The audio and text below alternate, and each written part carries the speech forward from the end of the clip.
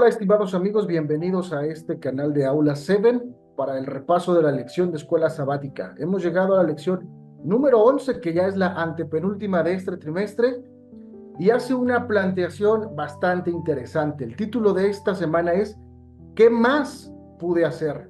¿Alguna vez te has preguntado si Dios puede hacer algo más por ti? ¿Será que Dios no ha hecho lo suficiente por nosotros hasta este momento de nuestra vida? Si Dios estuviera frente a ti y te preguntara, ¿qué más puedo hacer por ti? ¿Cuál sería tu respuesta? Pues bueno, vamos a repasar esta lección y vamos a averiguar qué es lo que Dios está dispuesto a hacer por nosotros a fin de alcanzar nuestras almas para la salvación.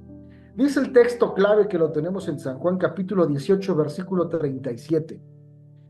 Le dijo entonces Pilato: ¿luego eres tú rey? Respondiendo Jesús dijo: tú dices que yo soy rey. Yo para esto he nacido y para esto he venido al mundo, para dar testimonio de la verdad. Todo aquel que es de la verdad, oye mi voz. En este breve diálogo entre Pilato y Jesús podemos ver cómo Jesucristo reafirma el propósito por el cual él había venido a este mundo. ¿Y para qué había venido? Para dar su vida, dice el apóstol Juan allá en la carta de Romanos: mirad cuál amor nos ha dado el Padre, en que siendo aún pecadores, Cristo ha dado su vida por nosotros. Eh, a lo largo de esta semana vamos a mirar el papel de Cristo como testigo de la verdad versus la contraversión o el antagonista justamente en el gran conflicto cósmico, que es el trabajo que desempeña el enemigo de las almas. Eh, el seudónimo con el que conocemos popularmente al enemigo de las almas es Diablo y Satanás. Diablo tiene su significado como el que se opone y Satanás como el engañador. ¿De qué nos ha hecho engañarnos el diablo y por qué su furia se ha desencadenado en mentir y hacer caer en sus mentiras al ser humano? Cuando observamos desde el principio de la creación, cuando Dios creó todo perfecto, el diablo se esmeró en engañar a la mujer. Aunque su propósito era hacer caer al hombre, vio que el medio más factible para llegar a su objetivo, que era Adán, quien era el primogénito de este planeta, el medio más adecuado para llegar a él era a través de su esposa. Cuando nosotros leemos Génesis capítulo 3, donde nos narra el relato bíblico, cómo sucedió la caída del hombre, vemos que el diablo ocupó ciertos sofismas para engañar a Eva. ¿Qué es un sofisma? Un sofisma es un argumento que se disfraza de verdad. Es decir, que aunque es muy elocuente y muy convincente, realmente es una verdad a medias, y una verdad a medias se termina convirtiendo en una mentira completa. En ese sentido, cuando Satanás alcanza a Eva, esta vincula a Adán hacia la caída y hacia la rebelión, que más adelante vamos a estar estudiando cómo todos hemos sido destituidos de la gracia de Dios por cuanto todos hemos pecado. Y todos los que cometemos pecado, dice también el apóstol Pablo, que nos convertimos en hijos del diablo, de aquel que desde el principio pecó. En ese contexto es importante enfatizar qué es lo que Cristo ha hecho en favor de nosotros. La parte introductoria de la lección nos contaba un relato que se publicó en una revista, la revista Guide, donde nos hablaba acerca de un niño llamado Denis, que en la época medieval los soldados del rey los separaron de sus padres que estaban enfermos, y el día en que esos soldados se llevaron a sus padres, nunca los volvió a ver, y entonces él creció con ese resentimiento y ese odio hacia el rey, porque por ordenanza de él, sus padres se habían apartado, habían dividido esa familia y nunca más los volvió a ver. Más tarde, con el tiempo, se dio cuenta que el rey lo que había hecho era apartar a la gente que se había contaminado con la peste negra para que no enfermaran a los que aún estaban sanos, y que estas decisiones extremas había tomado el rey por amor de su pueblo y resguardarlos para que no se siguiera propagando esta enfermedad tan terrible. En ese sentido, este joven Denis, todo el odio que había sentido por el rey, lo disipó justamente porque encontró una razón justa detrás de aquella acción de la que él no conocía el contexto.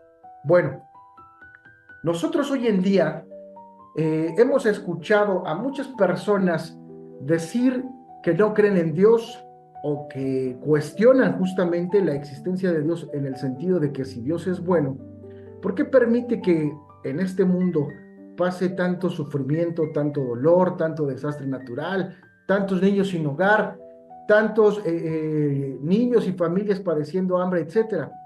¿Qué es lo que hace realmente Dios en ese sentido? Y cómo nosotros, como conocedores del Evangelio, intervenimos como agentes para que el mundo conozca la verdad detrás de esta cortina de humo que a veces el diablo nos plantea, haciéndonos creer que el responsable de todo el dolor y el sufrimiento es justamente Dios mismo. Eh, Aunque hay un enemigo en acción al que el propio Cristo se refiere como el usurpador o el príncipe de este mundo, el verdadero rey del universo es Jesucristo. Dice el apóstol Pablo que por un hombre todo el pecado se pasó a todas las generaciones de la descendencia de Adán, pero también por un hombre que fue Jesucristo, a todos nos es otorgada la salvación. En ese tenor, observamos que en el momento en que Satanás alcanza su objetivo de hacer caer a Adán como primogénito de este planeta, para tener un poquito un panorama más completo de este contexto, lo encontramos en Job capítulo 1, donde nos habla acerca de una asamblea que tenían los primogénitos del universo, los representantes de diversos planetas no caídos, otros mundos que Dios creó, y entre los cuales también se presentó Satanás. En el capítulo 1 nos relata justamente que cuando Satanás entra como usurpador del lugar que le correspondía a nuestro padre Adán, Dios lo cuestiona y le pregunta que de dónde venía, y él respondiendo que de la tierra, de rodearla y de andar por ella. Dios entonces le hace un planteamiento y le dice: ¿conoces tú a mi siervo Job? Y enfatiza mucho la justicia y el carácter intachable de Job como un testigo de Dios en este planeta. Luego entonces el contexto que nos maneja todo el libro de Job desde el capítulo 1 hasta que termina, es que muchas veces nosotros como seres humanos no conocemos justamente el contexto de las circunstancias por las que estamos viviendo, los problemas familiares, la escasez económica, los problemas de salud, ya que Job pasó por todos y cada uno de esos problemas. Primero pierde todas sus posesiones materiales, y entre las posesiones materiales, el diablo le arrebata la vida de sus hijos. Luego, no obstante con eso, atenta contra su propia salud, y Job desconocía que Dios lo había escogido a él como un héroe que enalteciera la fe en Cristo, en Dios en este sentido, sobre toda adversidad. Y justamente, mis queridos amigos, la lealtad, la verdadera lealtad, no se ve en los tiempos de bonanza, sino en los tiempos más adversos. Es como cuando decidimos hacer vida de casados. Cuando nos casamos, hacemos un compromiso, ya sea ante el juez o ante la persona con la autoridad eclesiástica que nos va a unir con el esposo, con la esposa para siempre. Nos hacen el planteamiento y promete serle fiel en las buenas, en las malas, en la enfermedad, en la salud, en la austeridad y en la prosperidad. Y nosotros decimos: sí, acepto, como una prueba manifiesta del amor que tenemos por esa persona. Exactamente lo mismo en el contexto espiritual. Dios quiere de nosotros que estemos con Él en las buenas, en las malas y aún en las peores, porque en las peores circunstancias es cuando nuestro testimonio enfatiza más el amor y el poder de Dios que tiene para con cada uno de nosotros. Luego la lección nos habló acerca de lo que es el que es justo y el que justifica. Por ejemplo, allá en Primera de Juan, capítulo 3, versículo 8, dice que el que practica el pecado es del diablo, porque el diablo peca desde el principio. Y para esto apareció el Hijo de Dios, para deshacer las obras del diablo. Entonces, Cristo vino para destruir por medio de la muerte al que tenía el imperio de la muerte, nos dice Pablo en Hebreos 2:14. Entonces, en ese tenor podemos aprender que Cristo vino a contrarrestar específicamente la obra del diablo. Yo allí en el trabajo tengo un compañero con el que he hecho mucha amistad. Eh, Cada vez que puedo, pues le hablo, le comparto un poquito acerca de porciones acerca de la palabra de Dios para que en los momentos en los que él está atravesando de bastante difíciles en su economía y en su vida familiar, incluso le regalé un libro que se llama El Dios del Torbellino, que justamente habla acerca de toda la epopeya de la vida de Job. Pero una ocasión cuando íbamos en el bus, ven que vamos allí, a veces cuando no hay asientos nos toca ir parados y entonces nos agarramos del tubo y al hacer esto siempre tenemos la costumbre de arremangar las mangas de la camisa para estar más cómodos y pude observar que él tenía allí un tatuaje, ¿no? De un esqueleto. Aquí en México es muy común y muy popular el culto a la muerte. Y como es mi amigo y tenemos esa confianza, yo le cuestionaba, oye, ¿eres devoto tú de la muerte? Y él me decía, sí. Digo, oye, ¿y eso por qué? ¿Conoces realmente el contexto del culto al que tú perteneces o lo que tú veneras?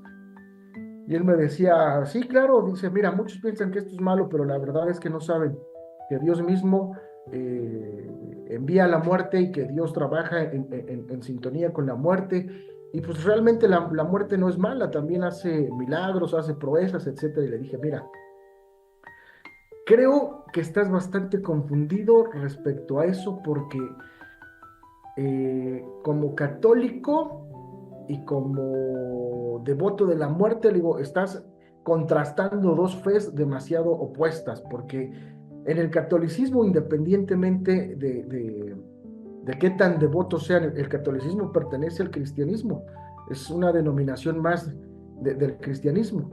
Y entonces le explicaba yo a él con un texto bíblico, le dije, mira, si dice la Biblia que Cristo vino a vencer la muerte, y en el texto que acabamos de leer dice que el emperador de la muerte es el diablo porque él introdujo el pecado y la paga del pecado es muerte, entonces es contrastante, es contradictorio y es una paradoja decir creo en Dios y al mismo tiempo pues también creo y venero a la muerte. No se puede. Dice la Biblia claramente, el que conmigo no es, contra mí es. El que conmigo no recoge, entonces desparrama. En este conflicto cósmico solamente existen dos bandos. Y es o estamos con Dios, y si no estamos con Dios, entonces estamos contra Dios. Regresando entonces a la pregunta inicial introductoria, ¿qué más puede hacer Dios entonces por nosotros para que podamos conocer la verdad y no estemos envueltos en los sofismas y en las mentiras que ofuscan justamente la verdad que el diablo ha hecho justamente para tener confundido a este mundo? La parte del martes nos da un ejemplo acerca de cómo el amor de Dios interviene para alcanzar a la humanidad y podernos dar justamente ese resplandor de luz hacia la verdad. Hay una frase que usaba Mahatma Gandhi. Él decía, no hay camino para la verdad es el camino. Y justamente la Biblia nos dice que Jesucristo dijo de sí mismo, yo soy el camino, la verdad y la vida. Entonces, en una época donde cada vez se pone más en cuestión cuál es la verdad y se afirma que la verdad es relativa, la Biblia, en contraposición justamente a estos argumentos que, como les decía hace un momento, por muy elocuentes que parezcan y convincentes, son verdades a medias que terminan por erigirse en mentiras completas. Cristo como la verdad, dice Isaías capítulo 5. Voy a pedirles que donde estén en casa, en el trabajo, en el transporte, si pueden, acompáñenme a abrir sus Biblias en Isaías capítulo 5 del versículo 1 al 4. Dice de la siguiente manera, voy a leer la versión Reina Valera del año 1960, que es una traducción literal del original, del hebreo. Dice, ahora cantaré por mi amado el cantar de mi amado a su viña. Veamos cómo de una manera poética y romántica Isaías se refiere al Creador como su amado. Y, dice, y a través de un canto nos va a contar la historia de amor que tenía justamente su amado con su viña. Dice el versículo 1, tenía mi amado una viña en una ladera fértil. La había cercado, la había despedregado y le plantó vides selectas. Había edificado en medio de ella una torre y echó también alrededor de ella, dice, un lagar, y esperaba que diese uvas dulces, mas ésta dio uvas silvestres. Ahora pues, vecinos de Jerusalén y varones de Judá, dice el texto bíblico, juzguen ahora entre mí y mi viña. Y la pregunta que en esta semana vamos a responder: ¿qué más se podía hacer a mi viña que yo no haya hecho en ella? ¿Cómo, esperando yo que diese uvas dulces, ha dado uvas silvestres, es decir, uvas ácidas, uvas amargas? La compaginación justamente de esta parábola, Jesús la retoma y la cuenta allá en el Evangelio de Mateo capítulo 21. Vamos a abrir nuestras Biblias en Mateo capítulo 21 para comparar una parábola, la parábola de Isaías, con la parábola que Jesús mismo explica más detalladamente. Dice, cuando se acercaron a Jerusalén, Mateo 21 del versículo 1 adelante, y vinieron a Beftagé, al monte de los olivos, Jesús envió 2 discípulos diciéndoles, id a la aldea que está enfrente de vosotros y luego hallaréis allí una asna atada y un pollino con ella, desatadla y traédmela. Dice, si a alguno os dijere algo, decid, el Señor la necesita, y luego los enviará. Y todo esto aconteció para que se cumpliese lo dicho por el profeta cuando dijo, decida la hija de Sión, he aquí tu rey viene, manso y sentado sobre un asna, sobre un pollino, hijo de animal de carga. Y pues bueno, el relato bíblico nos sigue diciendo cómo Jesús entra de una manera triunfal a Jerusalén y fue recibido con palmas, hojas de palma.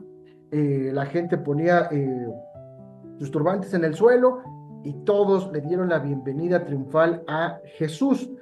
No obstante, Jesús más adelante entonces cuenta la parábola de la viña. Dice el versículo 33 al 39. Oíd otra parábola, dice, hubo un hombre padre de familia. Fíjense la diferencia en Isaías. Isaías se refiere al dueño de la viña como su amado, y aquí Jesús lo compara como un padre de familia, el cual plantó una viña, le cercó el vallado, cavó en ella un lagar. El lagar se hacía alrededor de las viñas para evitar que los animales cruzaran y causaran destrozos en los plantíos de uvas. Cerrando este paréntesis, dice, edificó entonces en medio una torre y la arrendó a unos labradores y se fue lejos, y cuando se acercó el tiempo de los frutos envió a sus siervos a los labradores para que recibiesen sus frutos. Mas los labradores, tomando a los siervos, a uno lo golpearon, a otro mataron y a otro lo lapidaron. Envió de nuevo otros siervos, más que los primeros, pero hicieron con ellos de la misma manera. Y finalmente les envió a su hijo diciendo, de este tendrán respeto de mi hijo porque es el heredero. Dice, más los labradores cuando vieron al hijo, dijeron entre sí, este es el heredero, vengamos y matémosle y apoderémonos de su heredad. Y tomándole le echaron fuera de la viña y le mataron. ¿Qué representaba justamente esta parábola para ir justamente a la parte medular de la lección de esta semana? La viña representaba el pueblo de Dios, el pueblo de Israel. Hoy en día representa a su pueblo, todo aquel que le ama y que por amor guarda sus mandamientos. Esos son los que conformamos la viña. La torre que había construido en medio de la viña representaba el templo de Jerusalén. El templo que justamente era la edificación que servía de refugio a todo aquel afligido por el pecado. Un templo donde Jesús mismo sanó, curó en sábado y donde expulsó a los sacerdotes corruptos que estaban justamente lucrando con la fe de las personas. No obstante, en la compaginación de Mateo, a diferencia de Isaías, nos dice que el padre de familia envió primero un grupo de siervos a los que tomaron, golpearon y mataron. Luego otro grupo más numeroso hicieron lo mismo y dijo, bueno, les voy a enviar a mi hijo. A este van a tenerle respeto porque es mi representante. Y nosotros conocemos el contexto histórico de lo que los propios judíos hicieron a nuestro Maestro Jesucristo. Él mismo dijo, el texto bíblico dice, a los suyos vino, mas los suyos no le recibieron. ¿Qué hizo Jesús entonces? Regresando a nuestro texto clave cuando estaba ante Pilato y le dijo, ¿eres tu rey? Jesús estaba justamente en la parte final de su vida cumpliendo el ministerio, el propósito por el que él había venido a esta tierra. Él vino para entregar su vida, dice Lucas 19:10, vino a buscar y salvar lo que se había perdido. Como padres, cuando tenemos hijos, estamos dispuestos a hacer todo por nuestros hijos. Si nuestros zapatos están horadados, antes de comprarnos nosotros unos nuevos zapatos, primero miramos los zapatos de nuestros hijos si están en buen estado. Y si están maltratados, decimos primero a ellos, después si alcanza, unos para mí. Si hay escasez en el hogar y solo queda un pedazo de bistec, el que te toca a ti como padre de familia, pero ves que tus hijos están hambrientos, prefieres poner el pedazo de bistec primero en sus platos y que ellos se sacien y quedarte tú con hambre. Es el amor que como padres tenemos y al que se refería Jesús cuando dijo, ¿quién de vosotros, si alguno de sus hijos le pide pan, le dará una piedra? O si le pide un pescado, le dará una culebra. Y entonces Jesús dice, pues si ustedes siendo malos saben dar buenas dádivas a sus hijos, ¿cuánto más nuestro Padre que está en el cielo? ¿Qué hizo Jesús entonces en favor de nosotros? Cristo Jesús vino a representar y a encarnar el carácter que el Padre tiene para con nosotros. Entonces luego decimos, entonces, ¿qué hay de todo el dolor y la maldad que en este planeta sufrimos? ¿Dónde está Dios? ¿Qué hace Dios para menguar ese dolor en bendición? Como les he compartido, el libro de Job nos da justamente un bosquejo amplio que no todo lo malo que nos pasa o que nos llega a suceder en nuestra vida tiene que ver directamente con Dios, sino con el enemigo de Dios. Y es el enemigo de Dios el que nos hace creer que Dios es el responsable de nuestra infelicidad. Pero, por ejemplo, miren, hace tiempo en Facebook, allí me había hecho de un amigo con un conocido más bien en Facebook, en un grupo de ateos, y discutían justamente el planteamiento, ¿no? Si Dios existe, por qué existe la maldad, etcétera. Y platicando con esta persona, que por cierto era de otro país, él era de Argentina, le preguntaba yo, oye, ¿y cuál es tu argumento? ¿Tú por qué no crees en Dios? Y entonces él me dijo, mira, te voy a decir un ejemplo práctico de por qué yo no creo en Dios. Hace unos años mi madre estuvo enferma de cáncer y yo le rogué a Dios, le supliqué, le imploré, ayuné, pedí en otros templos, en los templos de la congregación de mi madre que me ayudaran a orar porque ella sanara y que Dios le restaurara la salud. Y simplemente ella murió. Por eso es que yo puedo afirmar que Dios no existe. En ese contexto, verán ustedes que los hombres a veces somos el ser humano en general, tanto hombres como mujeres, somos muy caprichosos y a veces queremos que Dios responda en la forma en que nosotros queremos. Y no tenemos justamente esa humildad y esa sabiduría para aprender a aceptar las respuestas de Dios. Dios siempre va a responder a nuestras súplicas. A veces nos dice sí y al momento contesta. A veces nos dice no y de igual forma no hace esperar su respuesta. Y a veces simplemente nos pide que seamos pacientes. Entonces le decía yo a esta persona, mira, te voy a hacer un planteamiento y te lo voy a hacer con todo respeto. Mientras tu mamá estaba enferma y mientras le pedías tú a Dios por ella, ¿la llevaste al hospital? Me dijo, obvio que sí, no solamente me dediqué a orar, la llevé al hospital, a oncología, para que le dieran tratamiento. Dije, ok. Dije, si el día de mañana a otro familiar tuyo, ya sea un hijo tuyo, un hermano o a tu papá, les volviese a dar cáncer, tú los volverías a llevar al hospital a que reciban tratamiento, ¿no? Porque dices tú, yo no creo en Dios, yo creo en la ciencia y para mí la ciencia siempre tiene una respuesta. ¿Es correcto? ¿Tú los llevarías de nuevo al hospital o no? Y él me dijo, por supuesto que sí, porque es el único medio para que ellos puedan sanar. Y entonces le dije, mira, pues si tú llevaste a tu madre al hospital, recibió quimioterapia, recibió radioterapia y la medicina, el hospital, la ciencia en la que tú confiaste no pudo salvarla, deberías ser congruente contigo. Si otro familiar en un futuro se enfermara de cáncer, así como aplicaste esa medida tan extrema con Dios, lo mismo deberías hacer entonces con la medicina, porque la medicina fue incapaz de salvar a tu madre. Sin embargo, si otra persona más dentro de tu círculo cercano se vuelve a enfermar, vas a ir y correrás y la llevarás al hospital a que reciba tratamiento. ¿Por qué entonces sí confiar de nuevo en la medicina que nos falló y no mantener justamente nuestra fe en el Creador? En ese contexto, por eso es que les decía que nosotros debemos ser muy cautos, debemos eh, tener la humildad suficiente para aprender a aceptar la voluntad de Dios, cual ésta sea en nuestras vidas. ¿Qué es lo que hizo Dios por nosotros? Para concluir, porque el tiempo se nos ha terminado. ¿Qué hizo Dios por nosotros? Dice Romanos, mirad cuál amor nos ha tenido el Padre en que ha dado su vida por nosotros, aún siendo pecadores. Con esta historia concluyo. Había un joven que entrando a su juventud en la adolescencia, nunca atendió el consejo de su madre y se juntó con amistades que lo llevaron a tener una vida no propia y no correcta y mientras él estaba delinquiendo, pues terminó en la cárcel, decepcionando rotundamente a su madre por lo que a él por lo que él se llegó a dedicar.